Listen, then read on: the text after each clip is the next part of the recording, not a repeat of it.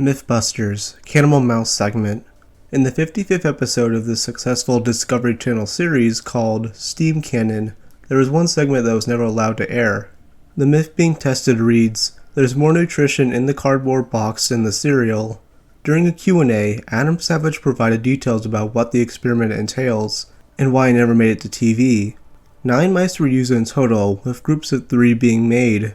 One group would eat normal mice food, the second group would eat sugary cereal, and the third group would eat cardboard box pellets. Jamie Hyneman would check up on these groups and notice something rather disturbing about the third test group.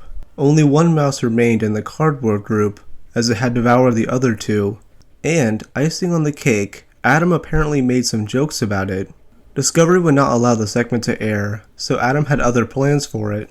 He made a rough cut of the segment and showed it off at the Michigan Tech University. Discovery caught wind of this and told Adam to never show it again, and he hasn't, as the clip is still lost to this day.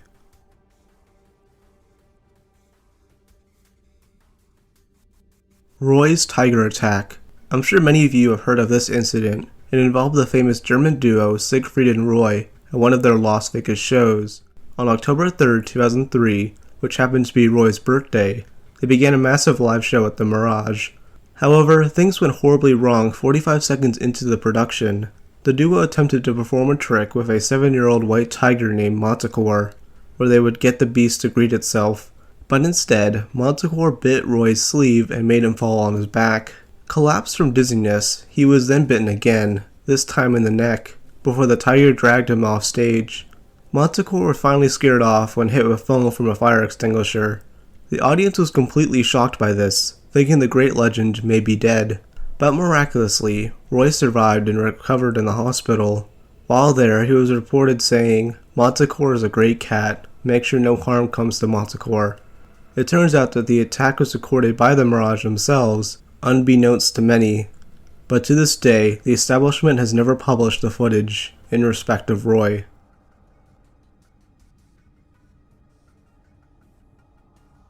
Partially missing Hansen vs. Predator material. As a spiritual successor to the hit NBC series To Catch a Predator, the show Hansen vs. Predator had a similar concept. Host Chris Hansen will lure online predators and expose their activity, along with getting them arrested, of course. A decoy was used, who would pretend to be a young teenager and would interact with these creeps via chat logs. The show broadcasted on Crime Watch Daily with a limited 1-season run in 2016. Because of this, some of the material has been hard to find.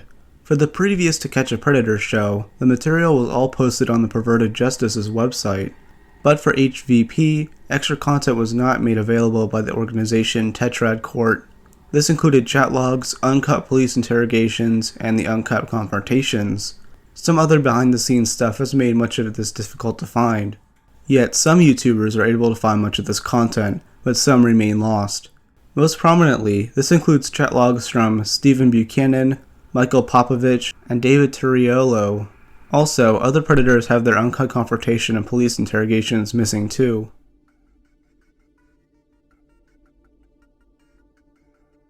Daniel P. Duke's death.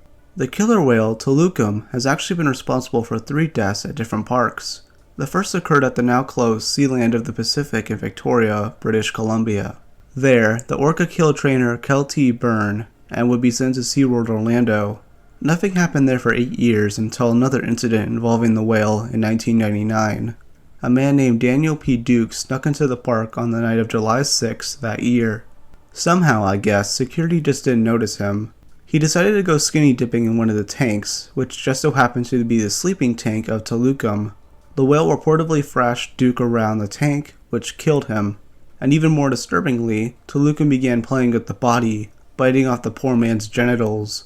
He was found the next morning, on the back of the deadly orca. It was speculated that the security footage from that night was recorded, but SeaWorld has neither confirmed nor denied it. Also, photographs taken by employees have become lost. Duke's body was so badly damaged from this, resulting in a closed casket funeral. Now, as I mentioned before, Tolucum was involved in 3 incidents.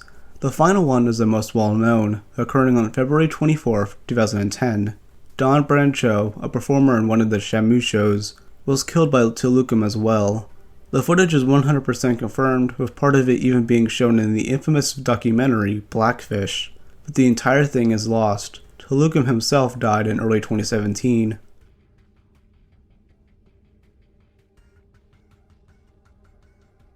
Tony Renna crash footage. This American race car driver accomplished a lot in his career, while only being 26 when the story takes place. In 2003, Tony had been hired by Chip Ganassi Racing to replace the team's previous driver, Thomas, I can't pronounce that. As a new driver of the team's second car, he decided to test it at the Indianapolis Motor Speedway on the morning of October 22, 2003. On its fourth lap, Tony spun in turn 3. This allowed wind to get underneath his car, causing it to fly into the outer catch fence. The vehicle disintegrated upon impact, instantly killing Tony. As you may have guessed, security cameras did record all of this and were turned into the police for the investigation. Afterwards, it was given back to the owners of the speedway and wasn't released in respect of Tony. And since this was a private test, the situation was rarely covered by the media.